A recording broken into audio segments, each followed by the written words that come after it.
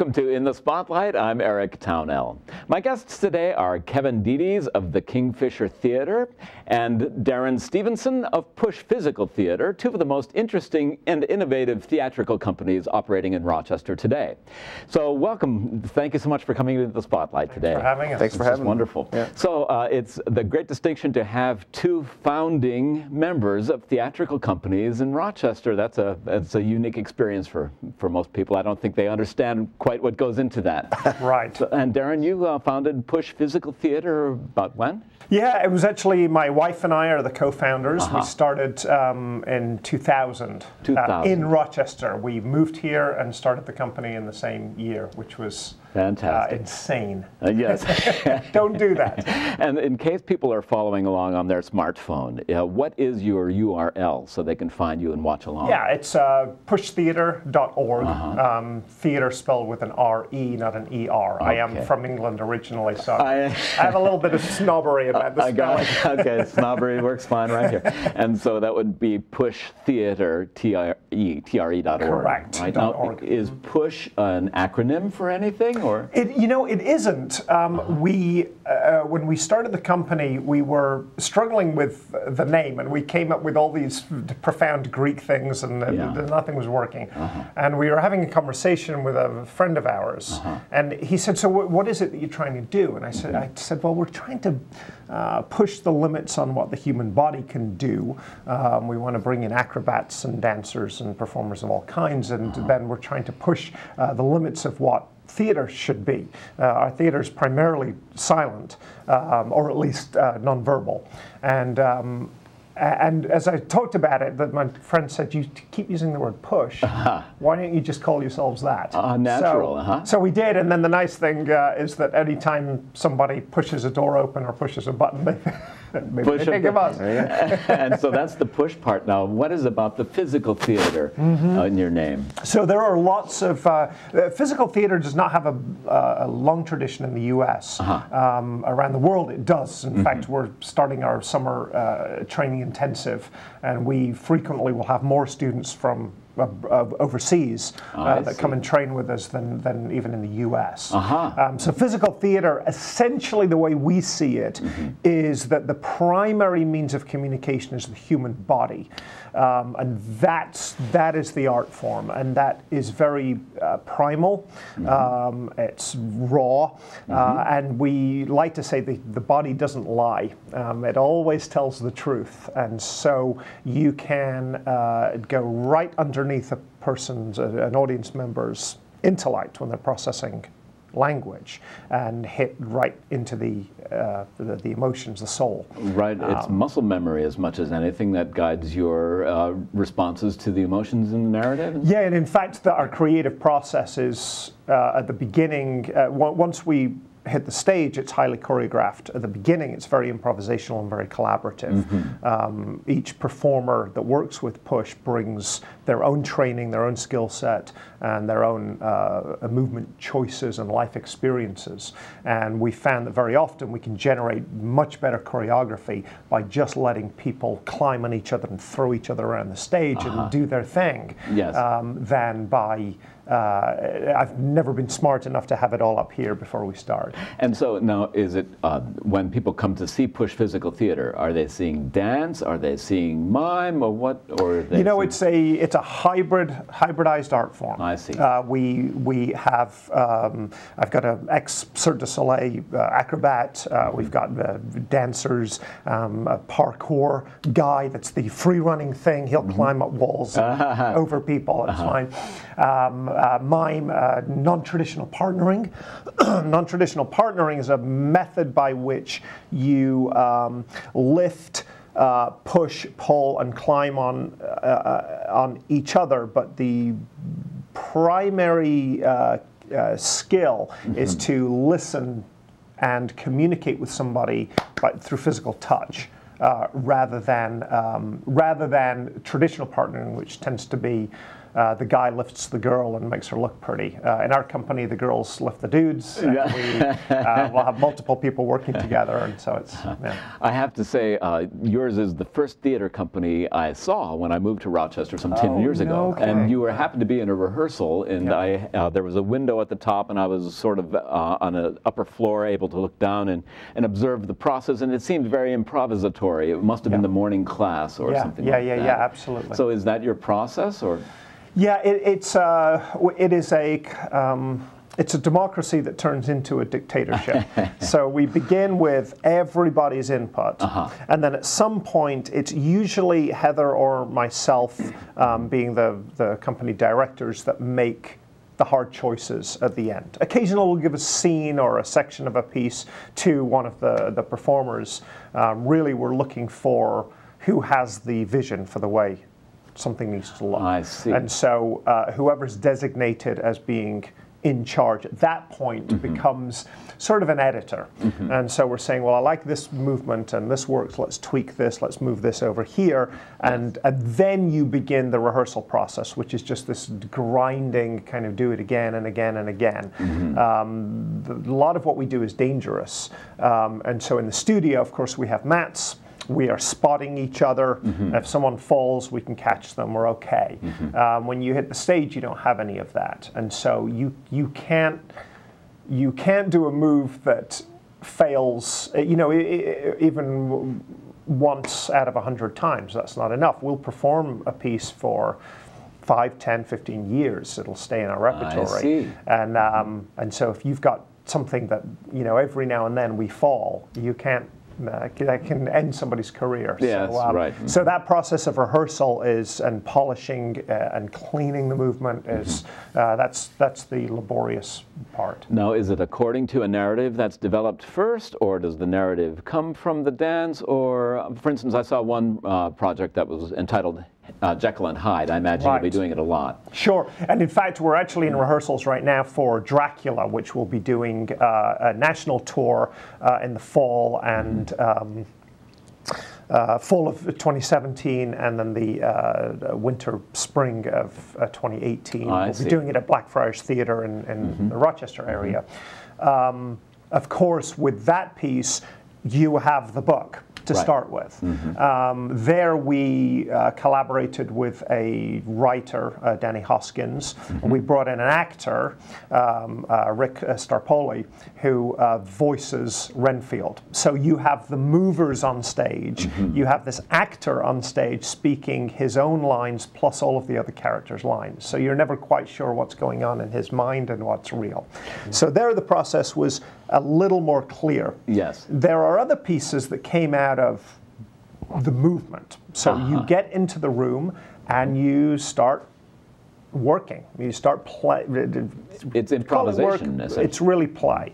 And we will outside eye for each other. So we'll sit and watch somebody else improvise. We'll set up a video camera. And you go back and you look at it and you say, you know, this thing that you did right here felt like maybe it was very angry, but it felt sort of nautical somehow, like maybe you were in a boat. And the person performing it has no idea of how it looks, but that doesn't matter, right? The observer is what's important. And so then by that you say, well, let's repeat that improvisation, but let's put this music on or this sound effect, or let's try angling it a little bit more to tell a kind of story. And so the stories are locked up inside our muscles. You start moving, you set the stories free, and the story tells you where you should go next. That's phenomenal. And bodily movement is very efficient. A small gesture can mean quite a lot. I mean, when you have a long book like Dracula or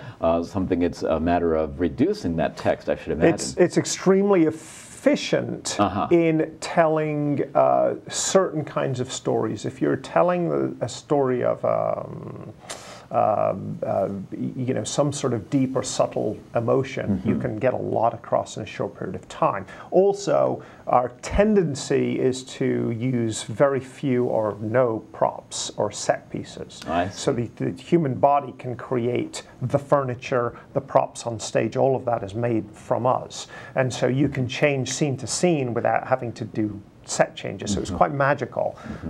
So you can tell a lot in a short period of time. On the other hand, its movement is not great for expositional specificity, right? So trying to say that somebody was, was 24 years old and when they were 13 they had this experience, and, those types of things get lost, and so you tend to hit broad, sweeping plot points, and the subtlety is in the interaction between characters, And so how much does this have to do with mime or ballet or something where the narrative comes through the bodily? Sure. I was trained as a mime originally before I started dancing or doing the acrobatic arm of things, and rather than looking at what is it that we're doing here? Yes. We are looking for the best possible movement for the moment. Right. So as performers and as artists, we are less interested in whether the etymology of a movement came from ballet or whether it came from the corporeal or illusionary mime, or if it came from non-traditional partnering. It doesn't matter. It does matter to the critic, right? Their job is to analyze what you did. Our job as artists is just to build something, is to make something. And so, so frequently what ends up happening is we get into the space, we work together. Of course, the ballet people are going to end up creating more of that kind of movement, and then needing to train those that are weaker in that area. The acrobat will come in and say, okay, well, what about this movement? And if 4 out of 5 people can do it and 1 can't, then okay, let's spend a few hours and train this thing so that we can get ourselves up to speed. Sometimes it's a few hours, sometimes it's a couple of years, depending on the skill. That's very, very exciting. Now, Kevin, you're the founding artistic director of the Kingfisher Theater, and so if people are following along at home, how do they find you on the web? Well, we are. Our website is The Kingfisher Theater with an ER. ORG. I was born in America, so I feel like no. Absolutely, we have to warn. Yeah, right. But we're The Kingfisher Theater ER.org. And so I looked on your site, and it says new works in new ways, and looking at sort of new perspectives on works that might be familiar or not. Well, actually, it's classic plays in new ways. Classic plays new ways. That's sort of our tagline, our slogan. And yeah, what we decided to do is to take the classical canon of classical works, Shakespeare, Moliere, the Greeks, all those different plays, and sort of tackle them from a modern perspective, and just play with them and see, see what we can do with them, and how to find a connection between the voices of the past and the reality of the present. So you are starting with a script in that case. We're almost always starting with a script. We as Darren talks, the idea of physical theater, a voice of one of my old instructors is ringing in my head saying all acting is physical acting. There's a sense of movement in everything. It's not necessarily the centerpiece of our company, but it's the basics are integrated in all the work that actors do. And so we start with the text, but then we bring in different various disciplines to sort of explore it. That's fantastic, and I've been interested in the choice of texts because it's Gogol and Chekhov and Čapek, and do you come by your Slavic interest? Well, the Gogol piece is interesting because I'm from Rochester, New York, and I grew up here, and I left a bunch of years to go to New York and trained in San Francisco, and then I came back. But I'm actually Ukrainian on my mother's side. I see. And I was in college, I was undergrad, and I took a short story class, and I read The Nose by Gogol, and The Overcoat, and Diary of a Madman, and I was amazed. I was in love with Gogol for some reason in my younger days. And then flash forward to, 15 years later, and I'm here, and we're thinking, we want to create our own work in the paradigm of the classics, right? So we want to do our own sort of Christmas Carol or something that we can bring back every year and develop and get better and better. And Gogol seemed to just fall into our lap. It was like, here's the short story. So we developed a play, a bit movement commedia style, based on the short story by Nikolai Gogol called The Devil, the Witch, and the Blacksmith, which we've done 2 years in a row, and every year we're developing it and tweaking the script and getting it better and better. So that's a nice repertory piece. It's going to stay in your repertoire for years to come. Exactly, and that's our first sort of repertory piece. We are doing, at Fringe this year, we're doing Creditors by August Strindberg again as a second time, so that's kind of the second time we're doing that. It's not sort of, well, we'll see how we go. That's the Rochester Fringe Festival in September every year. Right. Yeah, that's interesting. Yeah. And so I hear a writer in you. Do you do some of the writing yourself? I do. I wrote with my colleague Amy Canfield. We adapted this script, the story from Gogol into this script.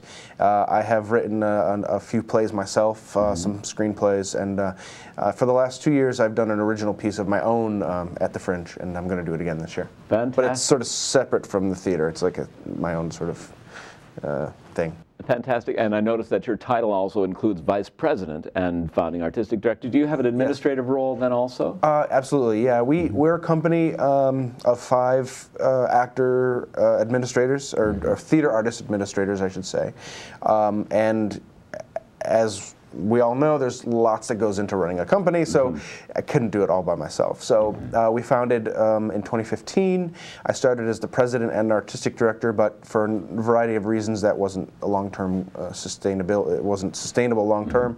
And now we have a new board of directors, and so I'm on that board as a vice president, but artistic director primarily. I see. And as we grow and change, I'll probably slowly go out of the board more and more. You know, it's just a way. Now, are you responsive to current events, for instance, anniversaries and that sort of thing, or are you working with the classics primarily? Well, the term classics is purposely kind of ambiguous. We can kind of do anything. It gives us some artistic license, right? So yes, the classics do include much of the Western canon from, you know, theater history, but we want to open it up to all sorts of stuff. So this year, last year when we decided this season, we chose a play by Elizabeth Robbins called Votes for Women, which was the first suffragist play about women's suffrage and about the struggle to gain women's suffrage. And we picked that last year, thinking in our mind that we would have the first female president, and we thought this would be a great sort of celebration. The election changed things, and we're like, oh, okay, so we twisted it, we still did that show, and so without meaning to, we definitely were influenced by current events. Right. And you know, a job of an artist is to reflect society back to the audience on some level, and so absolutely we're always affected by that. For those watching at home, 2017 is the centennial of women's suffrage in New York State, and then 2020 is the national enactment, so you'll have a long lifetime for that piece to be relevant. Yeah, we're excited because we adapted that script from the original and sort of put it in a alternative future where women have lost the right to vote again, sort of like the Handmaid's Tale kind of thing. Interesting. And we adjusted that script, and because it's public domain, we kind of have this new adaptation that we can sort of put out there. And we are talking with some people. Humanities New York did give us a grant for this particular show. Fantastic. And we're hoping, that's how we met actually. Yes. And then we're hoping to do this show to celebrate the centennial the next 3 years, hopefully. So that's wonderful, and it sounds as though creating new work is very much a part of your mission as it is for you, Darren. Right. That's interesting. So yeah, you know, it's like I feel that the classics are classics for a reason. They've been around for a long time because they're good, you know, and I'm doing a Chekhov class right now with my actors, and somebody asked me, why would you do Chekhov, you know, and I said, because that's how actors train, you know, it's like one of the key, fundamental elements of actor training.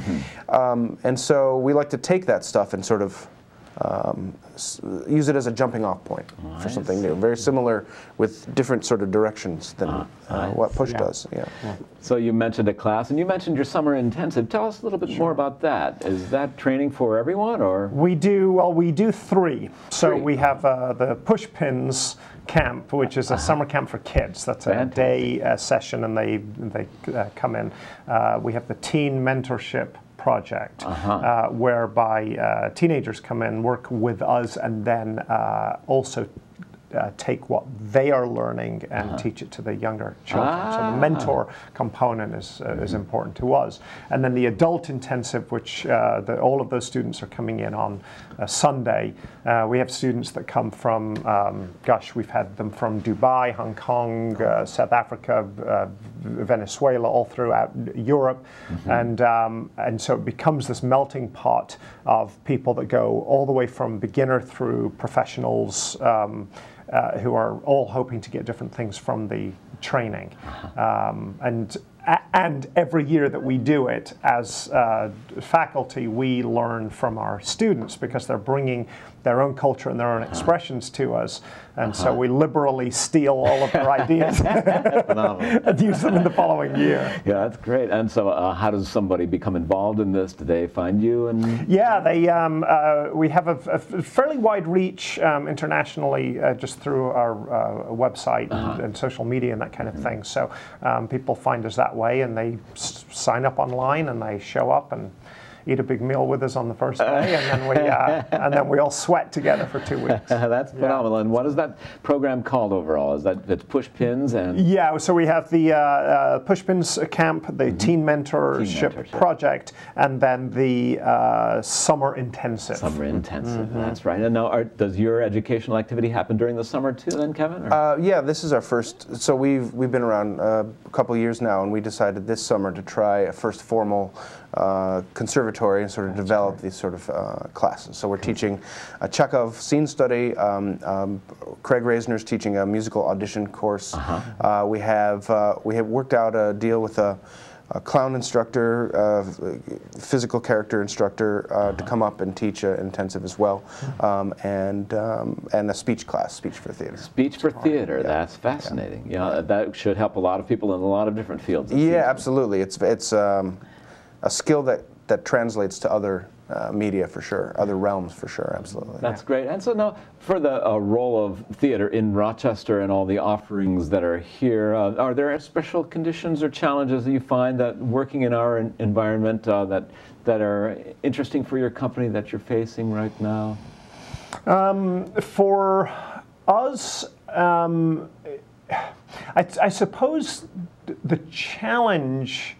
We're primarily a touring company, so we do a lot of work that's outside of Rochester.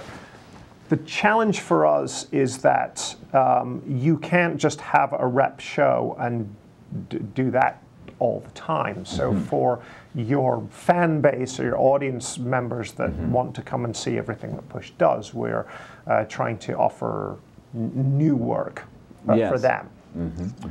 The advantage to that is that you're dealing with an audience that is familiar with your art form and they have seen you work before. Yes. And so when we perform in Rochester, we typically follow, not all, but many of our performances with a talk back with the audience afterwards.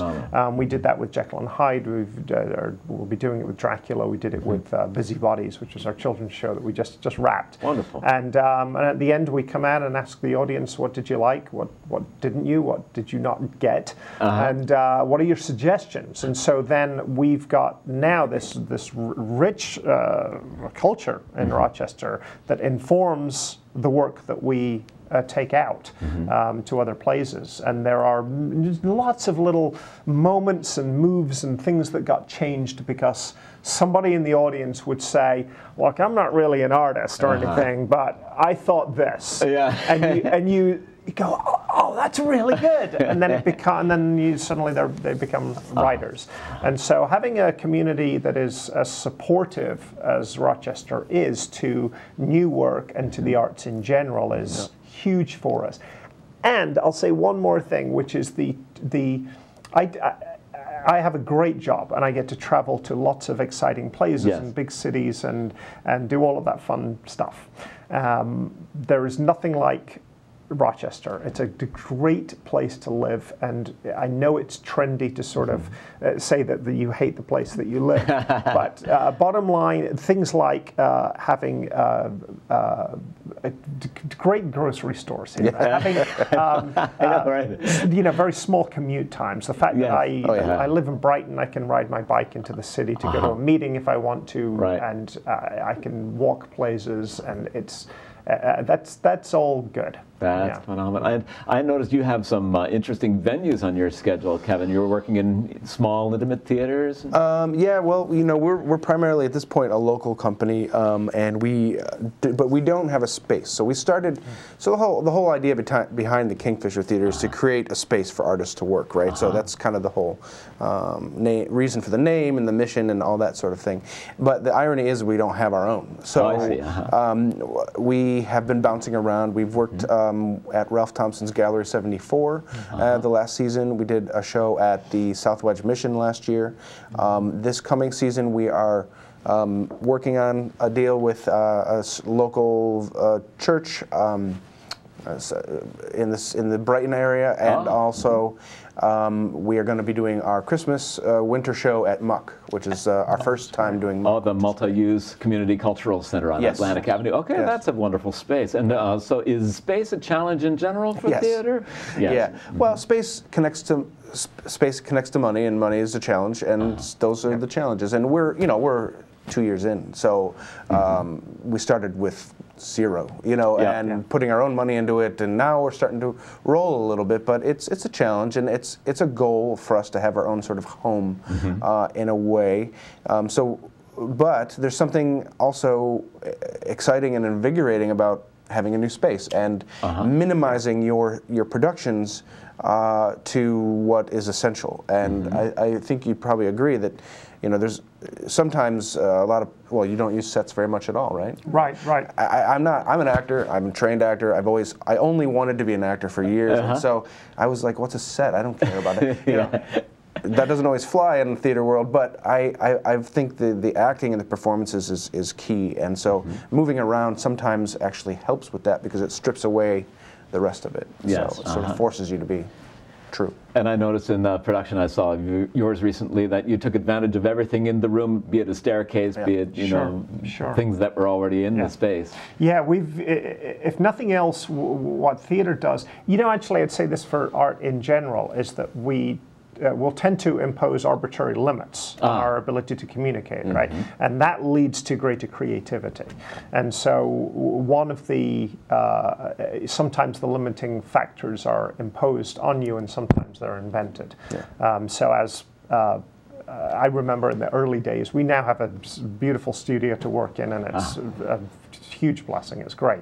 But in the early days, we had rehearsals in our living room, and we did them in our backyard. We were at all kinds of odd little places and spaces, and I'm sure as you guys do the same thing, those limitations end up becoming the impetus for greater creativity. You find things that you would not have found if you were in a more traditional space. I did a show in New York once where we actually rehearsed in a cafe that had patrons in it, and we were doing a Greek tragedy. So people are drinking their coffee and tea and like, what's going on over here? I mean, it's early on. Well, that's phenomenal, and I thank you both for being my guests in the Spotlight today.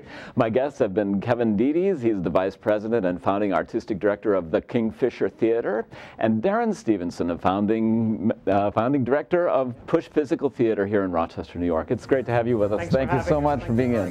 Thanks, congratulations to you both.